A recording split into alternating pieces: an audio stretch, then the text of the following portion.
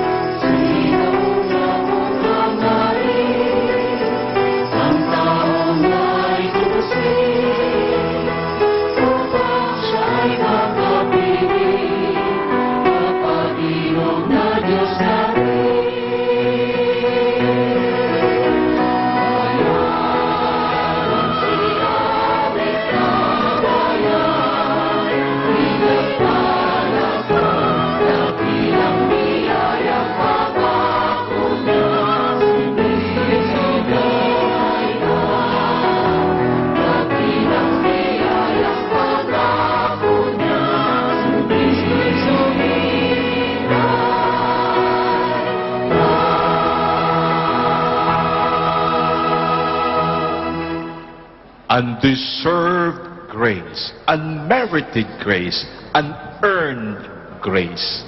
Yan ang ibinibigay sa atin ng Panginoon sa bawat misang ating pinupuntahan. Kung muli saan ibinibigay sa atin ang pagpapalang tayo walang karapatan. With grateful hearts we begin in the name of the Father, the Son, and the Holy Spirit. Amen. The grace and peace of God, our Father, and the Lord Jesus Christ be with you all. And with your spirit. Hindi natin matatanggap ang kanyang ibinibigay hanggang hindi natin sabihin kailangan natin ang pagpapala, ang kapatawarang nais niyang ating makamtan. Once again, we recognize our need to be forgiven. We ask for mercy and grace.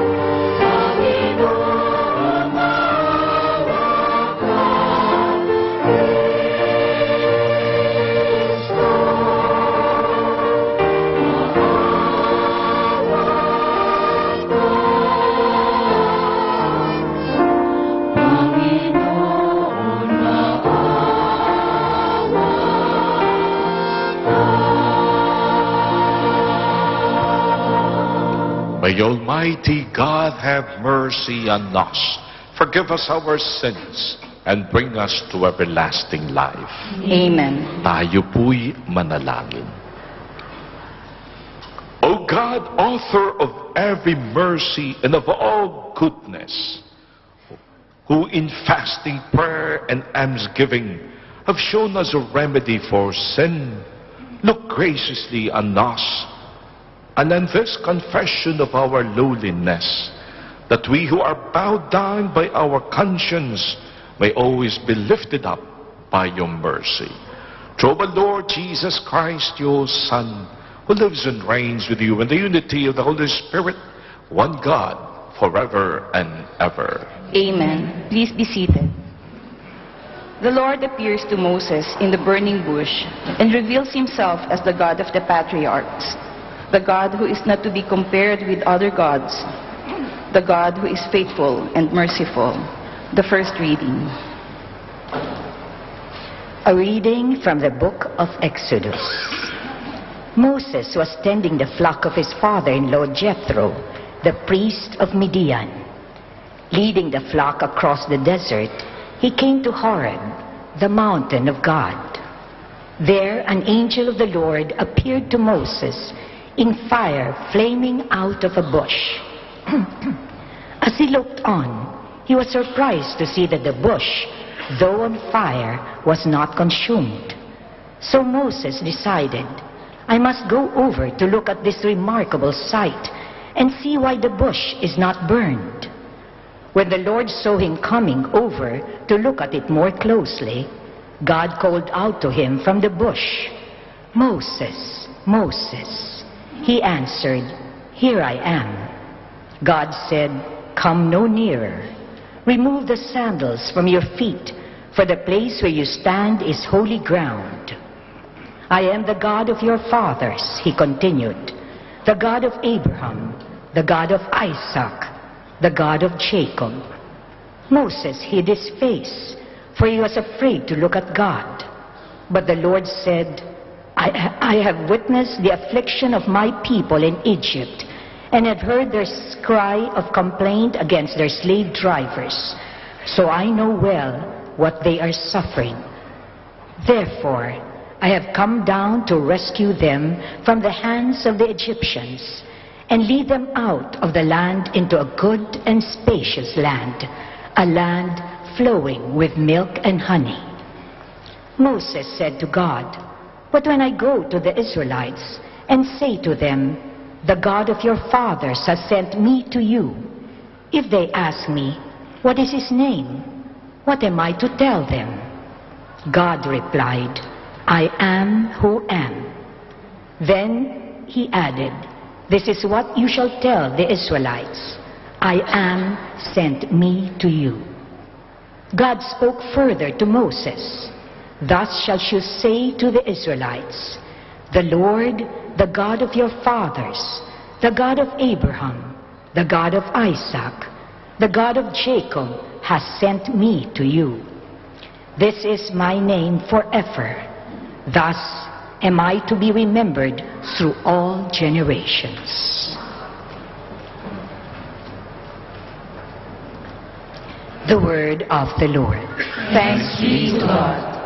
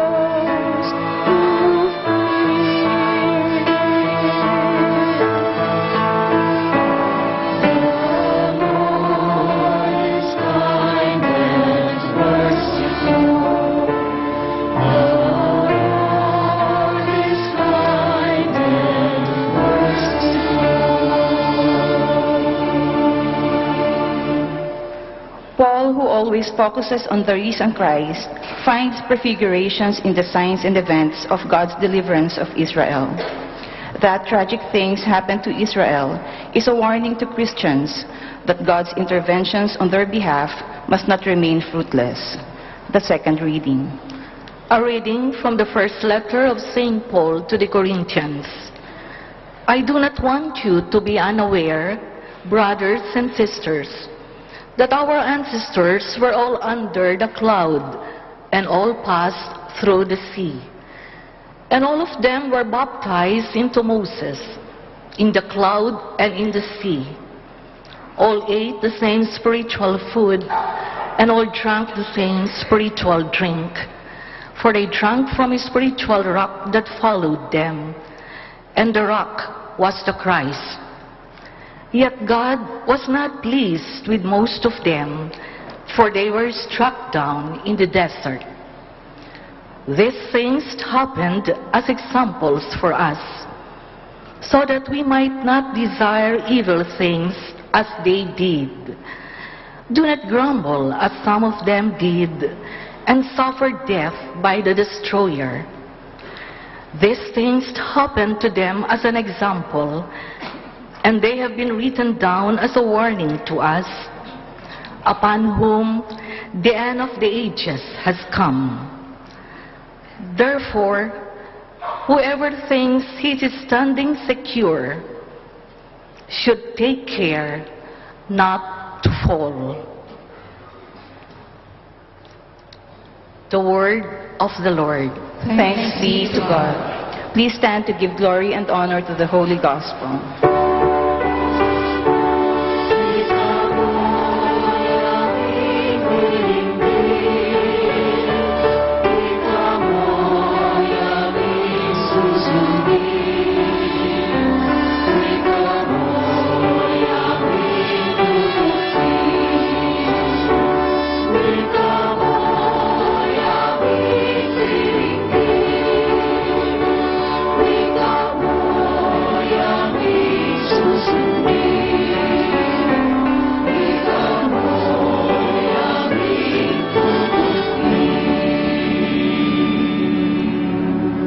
The Lord be with you. And with your spirit. The proclamation from the Holy Gospel according to St. Luke. Glory to you, O Lord. Some people told Jesus about the Galileans whose blood Pilate had mingled with the blood of their sacrifices. Jesus said to them in reply, "Do not think that because these Galileans suffered in this way, they were greater sinners than all other Galileans. By no means. But I tell you, if you do not repent, you will all perish as they did. Or those 18 people who were killed when the Tower of Siloam fell on them, do you think they were more guilty than everyone else who lived in Jerusalem? By no means. But I tell you, if you do not repent, you will all perish as they did." And he told them this parable. The one was a person who had a fig tree planted in his orchard. And when he came in search of fruit on it, but found none, he said to the gardener, "For 3 years now I have come in search of fruit on this fig tree, but have found none. So cut it down. Why should it exhaust the soil?" He said to him in reply, "Sir, leave it for this year also, and I shall cultivate the ground around it and fertilize it. It may bear fruit in the future. If not, you can cut it down." Sisters and brothers, the Gospel of the Lord. Praise to you, Lord Jesus Christ. Ang aming pong kongregasyon, the Society of St. Paul, ay nakakaramdam po ng matinding kalungkutan in these past few days, even as we have suffered the loss of a very good friend, a member, and a very dynamic young priest by the name of Father Serviliano Sinoy III. Ang kanya pong palayaw ay Nene, Kasi ang tatay niyang vice mayor ng Lucena, Iloilo, New Lucena, Iloilo, ay nakaapat na anak na, puro lahat lalaki. Ay gusto na ng tatay na magkaroon ng babae, kaya kahit lalaki si Father Nene, Nene na ang itinawag sa kanya. Pero alam niyo po, it is a personal loss because I recruited Father Nene, who is very good looking, lalaking lalaki. Not only that, but you know, he's a very powerful and dynamic speaker. He is loved. He was loved in the whole of Iloilo. Wherever he goes, he's a great preacher. Sayang lang, hindi nyo siya napakinggan. But Father Nene has shown so much love for the congregation and has been most active. He had a massive heart attack last Wednesday and immediately went into a coma. Bumigay ang katawan, bumigay ang liver, bumigay ang brain. Immediately he was brain dead. And a few days ago succumbed to the complete paralysis of ng kanyang katawan. Nalulungkot kami sapagkat he was only 52. Di ba palagi kong sinasabi, you don't die naman at such a young age kaagad of heart attack. Yung mga 60, 70, yan, yung mga yan, pwede na yan. At kadalasan talagang itatanong mo kay Lord, Lord, totoo ba na ang una mong kinukuha ay ang mga mababait at mabubuti? Kaya nga naandito pa tayo. At habang tinitignan ko itong mga to, palagi ko matatagalan pa itong mga to, you know. But my dear friends, today, you know, isang lesson lang, isang lesson. Father Nene, for this past few years, has been suffering. Alam nyo, tama ang sinasabi ng mga doktor, pakinggan nyo yung mga katawan nyo. Magsasalita yan eh. When he began to have blue fingers, when he had to have twice insulin in a day, when you are having difficulties breathing and the doctors told you that half of your heart is only functioning, when sobra kang tumaba ng todo, when you are unable to sleep that much well, hindi ka na kinakausap ng katawan mo, sumisigaw na, pakinggan mo na. And to be slow in reacting when the body is shouting for radical treatment could be our mistake. Sometimes kasi denial tayo. No? Katulad yan, ako'y pumunta po ng Hong Kong a few days ago. Nalibre po ako ng isang pamilya. Pagdating ko sa airport, hinahanap ko yung aming papasukan. Ay pagpasok ko, napakahaba ng pila. Sabi ko, saan po ba banda rito yung para sa ganitong flight? Dito po sa, pero sir, doon po kayo sa kabila. Mas maigsi po ang pila roon. Pang senior citizen po yun. Nainis ako. Sabi ko, kala ko ba naman hindi pa ako halata? Denial. You know, tanggapin mo na talagang the body shows certain signs. It's too bad that Father Nene did not act radically on that request. May isa pa kaming pare, no? I'm praying for him, classmate ko. When he began bleeding, pinabayaan niya lang. So, ngayon, ang tinignan namin, nagkaroon na siya ng bukol, ng barasa sa intestine. 3rd stage cancer na kaagad.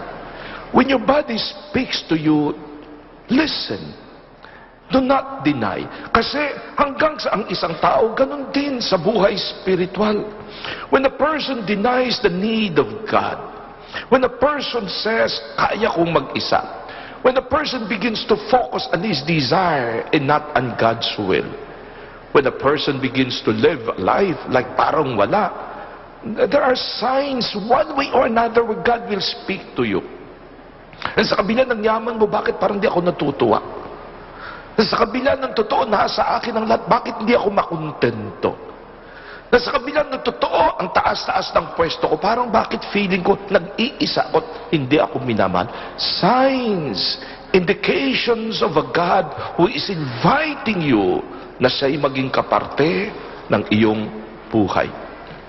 My dear friends, brothers and sisters, to constantly deny our need of a God is one of the tragedies that can happen to us in our lives. You know? Kaya, tuwan-tuwa ako dito sa kwento na to. No? Sa Vienna daw, sa Austria, meron po silang simbahan. para po sa ruling royalty of Austria in Vienna, the Habsburg. Doon ang mga iyon ay inililibing. Pag dumadating na yung funeral para po sa namatay na member of the Royal Habsburg family, darating po yan sa pintuan ng simbahan na yon. At yun po'y matatagpuan nilang nakasara kasama ng ritual. And then what happens? One of the members will knock, kakatok sa pintuan.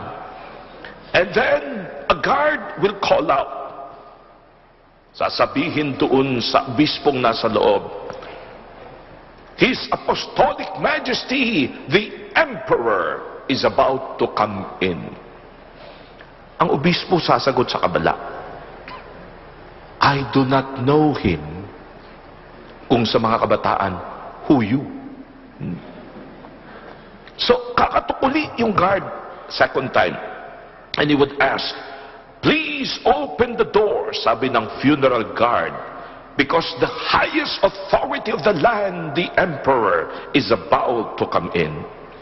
Ang sagot pa rin ng obispo sa loob, I do not know him. And then a third time, the family would knock at the door and say, and the priest would say, and who is knocking at the door? Sasagot nung nasa labas, a poor sinner would like to come in. Sa kabubuksan ng pintuan. My dear friends, brothers and sisters, sa harapan ng Diyos, hanggang di natin inaamin na tayo mga makasalanan, there is no way for any one of us to truly bear fruit. Grabe kung paano si Lord mapagbigay. Gusto nang paputol yung punong itinanim para magbunga, ngunit hindi pa rin nagbubunga. Until finally, he wanted it cut down. And then, the gardener says, pagbigyan mo naman, 1 year pa. At pag talagang hindi, o di bahala ka na. You know, the warning of the Divine Mercy Devotion, sabi ni Lord, Faustina, tell them to now come in to the door of mercy. Because one day that door will be closed. Yung pintuan ng habag will be closed. And the only door that will remain open is the door of justice. And before the justice of God, no one of us will ever survive. Bakit? Wala tayong pag-asa. Lahat tayo nagkasala. Kaya kanina sa umpisa ng ating misa, I spoke of 3 words describing the life that we live. Undeserved grace, unearned merit, an unmerited grace, unearned grace. Bakit? Because all we just have to do is, wala tayo. We cannot demand of God to even be merciful to us. We just have to simply say, makasalanan kami, humingi ng pawatawaran na muling mapagbigyan. You know, there is a story that is told of a certain guy. Ang pangalan po niya ay hindi ko nakuha, pero siya po ay nakapatay sa isang nabangged na sana naman ay robbery lang. Napatay po niya itong policeman. He was only 27 years old. Taga France po siya. At dahil nakapatay siya, and it was a robbery, they decided that he will have to die. At alam mo kung naman ng pagpatay sa kanya, gulitin ha? Ika nga yung bagsakan ka ng ulo, tatalbog yung ulo mo ng ganon. No? You know? Pero ang kagandahan nitong si Jacques Fest, sa letter niya, during the time when he was inside, he began to convert. Nakita niya yung sama ng kanyang ginawa. Nakita niya yung buhay niyang pariwara. Nakita niya talagang siya'y nabuhay na walang pakialam sa iba at walang pagmamahal sa kapwa. And then, as he began to get converted, he began to realize what a life that only deserved punishment, but a life in the end that now is living the grace of God unmerited. Ito po yung kanyang sinulat. Babasahin ko na lamang po. Ang sabi niya, And the day that he was about to be executed, and everybody would say, you look at death and you realize you fear death. And that kind of a death where you putol ulo ka. He spoke of his death this way. This execution which frightens you is nothing compared to what awaits sinners in the next world. Ngayon nakita niyo na makasalanan ako. Ngunit dahil sa awa ng Diyos, ang nakahanda, ang aking nag-aantay sa kabila'y nag-aantay, sobrang dakila. It is not for me you should weep, but for sinners who offend God. Nakita niya yun. Pagdasal niyo, iyakan niyo yung mga hindi pa nagbabago. As for me, I am happy that Jesus is calling me to himself, and great graces have been given me.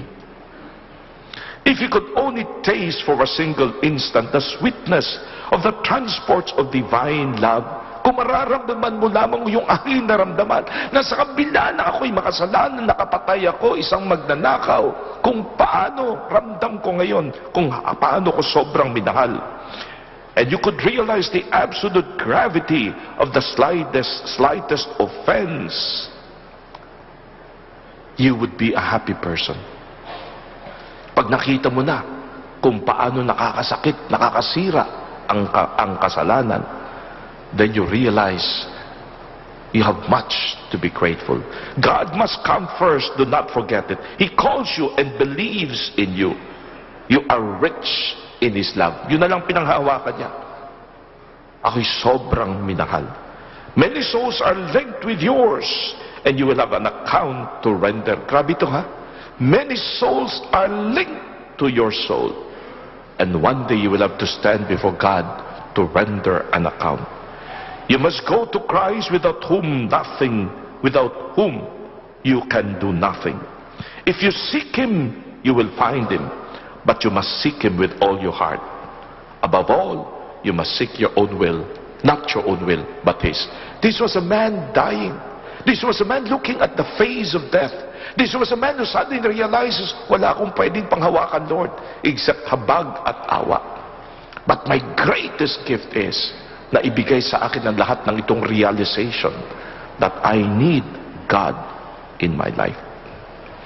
Si Sister Faustina describes to us the sacrament of confession because the whole Lenten season, ang sinisigaw ng simbahan, repent, find your God again, be converted to Him. There is no way na magbubunga ka hanggang hindi mo tinatanggap ang pangangailangan mo ng kapatawaran. To just put your trust in Him. Diba sa divine mercy, the words that are placed down below this beautiful picture of mercy is just those. Jesus, I trust in you. Jesus, I trust in you. Hindi sa sarili kong kakayanahan, kundi sa inyong habag at awa. Sister Faustina writes about the confession today. He says, sabi niya, the sacrament of reconciliation in confession, there is something beautiful that is happening there. For the greatest miracles take place and are incessantly repeated. Sa loob ng confession, ang mga tunay na milagro ay nangyayari.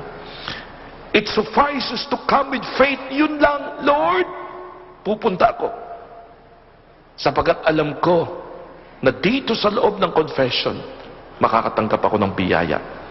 With faith to the feet of my representative. Si Jesus to nagsasabi, ha? Just come with faith before my representative. Makasalanan din yan. Baka mas makasalanan pa kaysa sa iyo. But the moment he sits at the confession in the name of this God, he becomes the representative of Jesus. And to reveal to one who is also a sinner your own misery. For in that moment, the miracle of divine mercy will be fully demonstrated. My dear friends, para sa aming mga pare, our greatest burden is to hear confession, but our greatest joy is to see that person with the burden of sins coming to us and then leaving without those burdens. Nagpatuloy si Jesus, sabi niya, where a soul like a decaying corpse, so that from a human standpoint there will be no hope of restoration, bangkay yan, decaying pa na ipinapasok. And everything would already be lost. Wala nang pag-asa. It is not so with God. The miracle of divine mercy restores that soul to its fullest life. When you go to confession, know this, that I am myself waiting for you in the confessional. Grabe ito, no? Jesus is telling Sister Faustina, sabi mo sa kanila, na sa oras na sila'y pumunta, ako mismong nakaupo sa confessional na nag-aantay.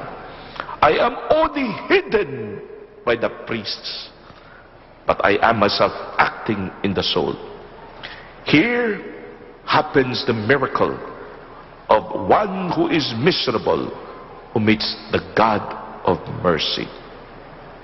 Tell souls, Faustina, that from this fount of mercy, souls can grow, can draw graces solely from the vessel of trust. Yun na yun. If their trust is great, there is no limit to my generosity. Pakinggan niyo ulit, ha? If their trust is great, there is no limit to my generosity. My dear friends, today, the church cries out to the people of God, repent, be converted, bear fruit. It all begins with accepting our need of God.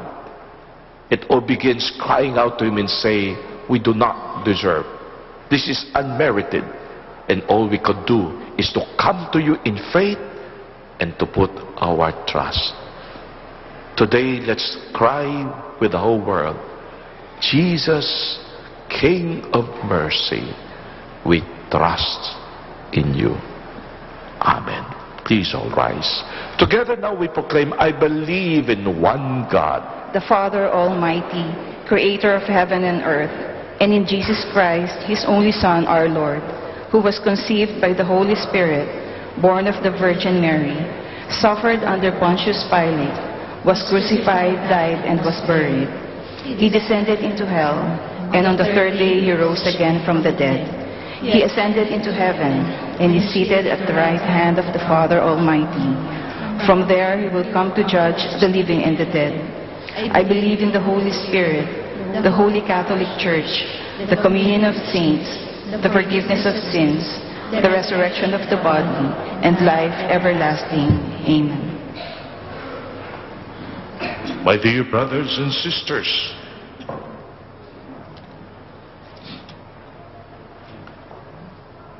God the Father is patient and aware of all our weaknesses and miseries. Let us pray that He may help us bear the good fruits of conversion and renewal. As we pray, Lord of strength, hear your people. Lord of strength, hear your people. That the Church may always work for reforms within herself, aware that she is a community of people always in need of repentance, we pray. Lord of strength, hear your people. That instead of looking upon the miseries of others as punishment of God, we may open our hearts and hands to them, ready to share with them what we have. We pray. Lord of strength, hear your people. That the uncertainties of the times and the signs of life's fragility may draw us to the love and compassion of God. We pray. Lord of strength, hear your people. That the Holy Spirit may stir us to bear fruits of repentance, justice, and love, which the Lord expects from us. We pray. Lord of strength, hear your people. That the Lord may protect all those who travel today, those who do delicate jobs, those who work for peace and order, and all those we love and care for. We pray. Lord of strength, hear your people. We pray today for the repose of the soul of Father Serviliano Nene Sinoy III. We pray for the birthday intentions of Angel Doble, Carina Valle, Tony and Menchi Ernieta, the intentions of Boy and Susan Limhoco and their family, of Vicky Malakas, the healing of Jocelyn Ong, Abby de la Fuente, Laila Ricato, and Irene Encarnacion and our Ring Encarnacion and family, let us pray to the Lord. Lord of strength, hear your people. Father, hear our prayer and give us strength to be faithful to our Lenten observance of more intense prayer and of more willing service to our brothers and sisters, as we ask through Christ our Lord. Amen. Please remain standing as the gifts are being offered.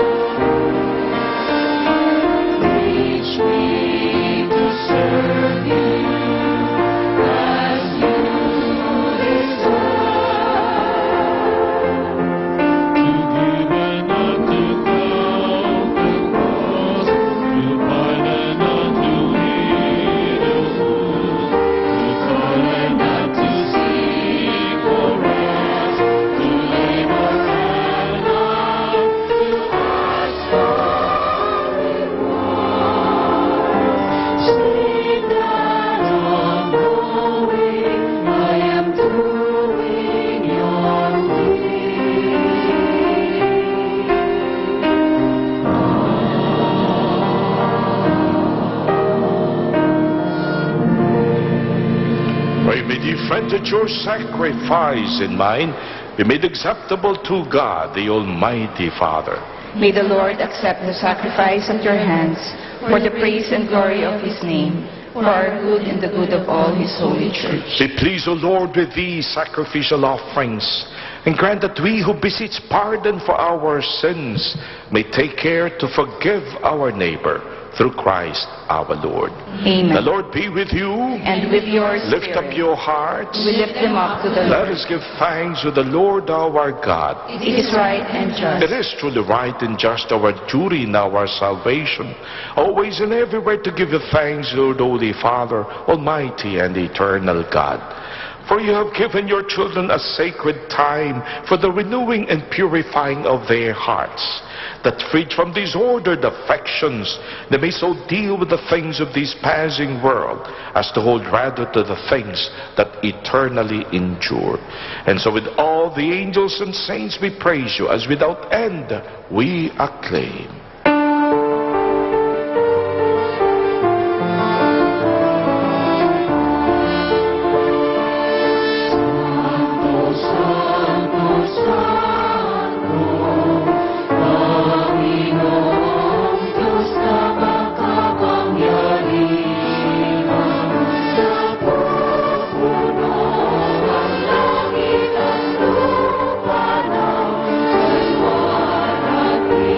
Maria.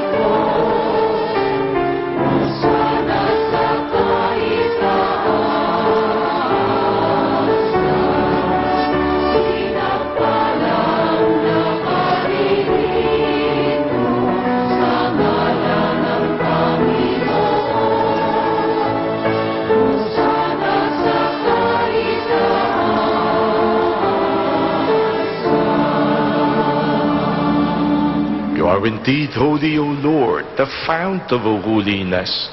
Make holy, therefore, these gifts, we pray, by sending down your Spirit upon them like the dewfall, so that they may become for us the body and blood of Jesus Christ our Lord. At the time he was betrayed and entered willingly into his passion, he took bread and giving thanks, broke it, gave it to his disciples, saying, "Take this all of you and eat of it, for this is my body, which will be given up for you."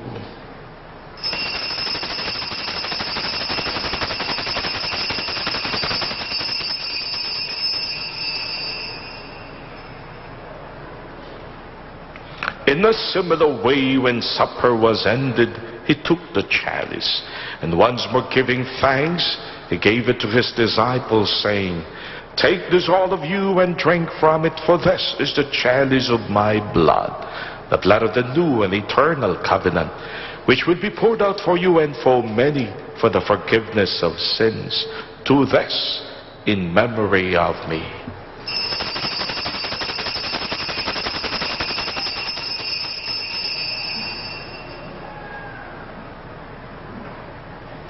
The mystery of faith.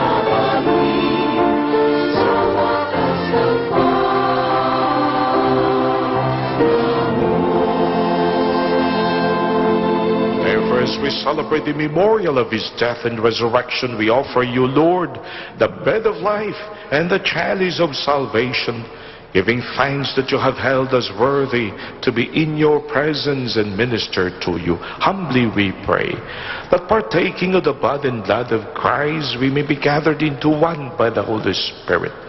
Remember, Lord, your church spread throughout the world, and bring it to the fullness of charity, together with Francis, our Pope, with Luis Antonio, our Bishop, and all the clergy. Remember your servant, your priest, Father Nene Serviliano Sinoy III, whom you have called from this life and from this world, as you called him now to yourself.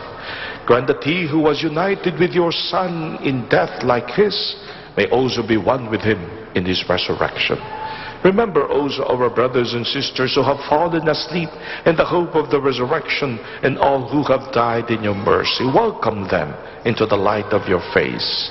Have mercy on us all, we pray, that with the Blessed Virgin Mary, Mother of God, with Blessed Joseph, her spouse, with the blessed apostles, and all the saints who have pleased you throughout the ages, we may merit to be co-heirs to eternal life, and may praise and glorify you to your Son, Jesus Christ. Sa pamamagitan ni Kristo, kasama niya at sa Kanya, ang lahat ng parangal at papuri ay sa iyo, Diyos Amang makapangyarihan, kasama ng Espiritu Santo, magpasawalang hanggan.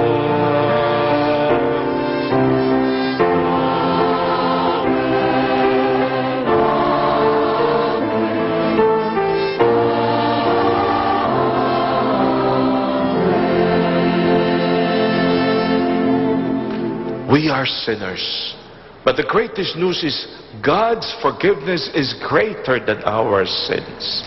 We have an ugly past, but God desires for us a wonderful, victorious future.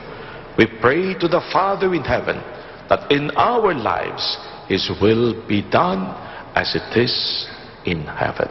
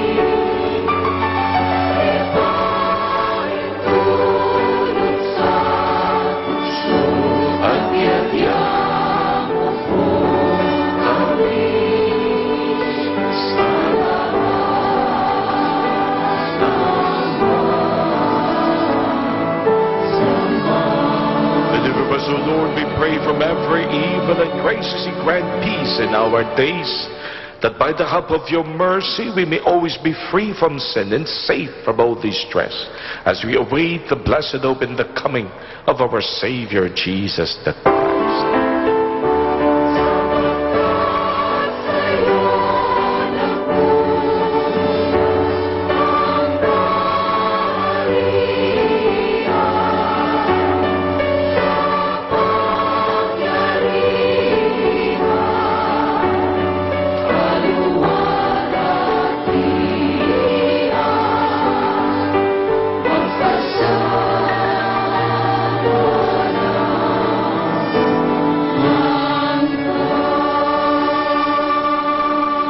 Jesus Christ, who said to your apostles, "Peace I leave you, my peace I give you.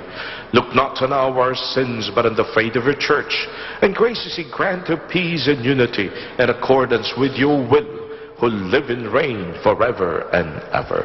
Amen. The peace of the Lord be with you always. And with your spirit. That our God's mercy and forgiveness is greater than the sins we commit, that should make us to the people of peace. We share the peace with one another. Peace be with you.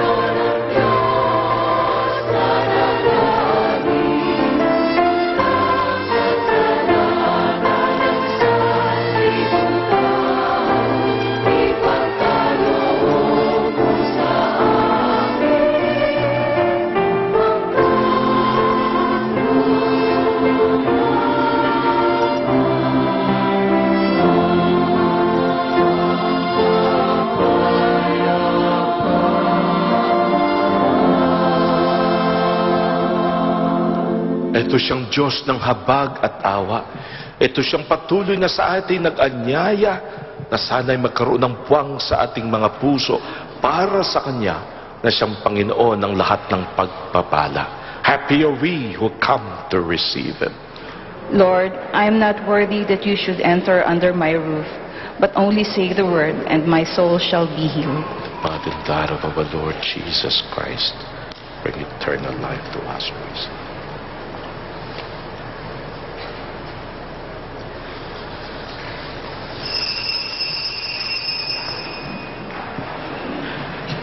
For those of you who are unable to receive Holy Communion, especially our brothers and sisters who are joining us through this TD Mass, we invite you to pray with us this prayer for spiritual communion.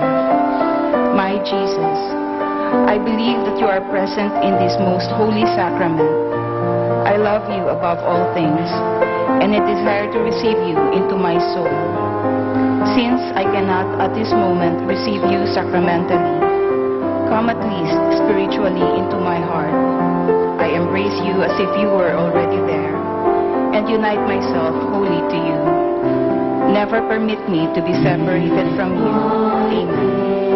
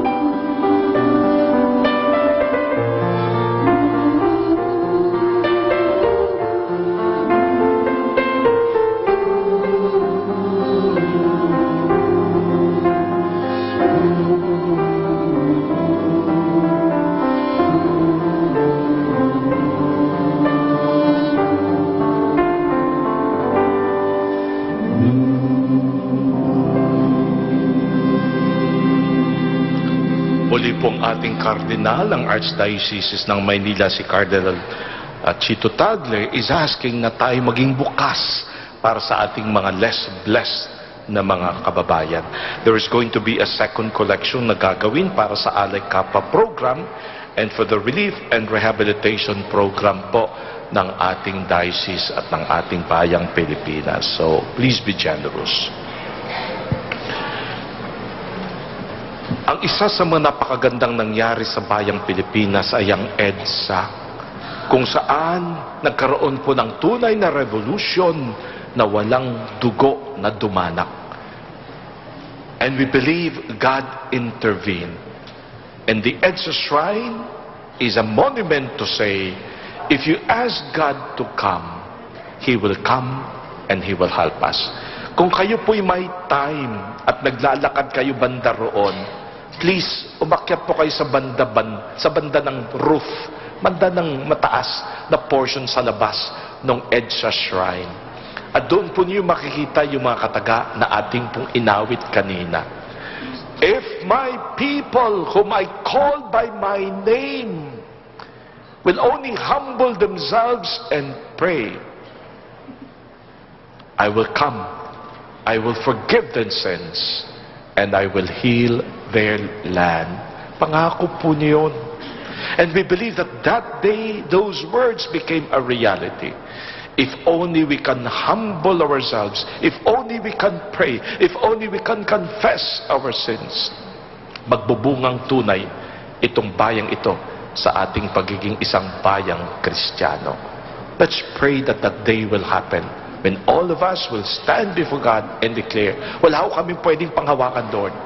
Only our faith and only our declaration that we trust in your mercy. This coming Wednesday po, dito sa ating chapel, ang Acts Prayer Catholic Community will have its healing mass at 7:15 in the evening. Kung nais po ninyong pumunta at hingin natin ang awat habag ng Panginoon at ang kanyang kapangyarihang magbigay ng kagalingan, join us in that mass which I will celebrate.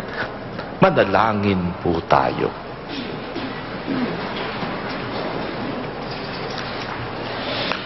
As we receive the pledge of things yet hidden in heaven, and are nourished while still on earth with the bread that comes from on high, we humbly entreat you, O Lord, that what is being brought about in us in mystery may come to true completion through Christ our Lord. Amen. The Lord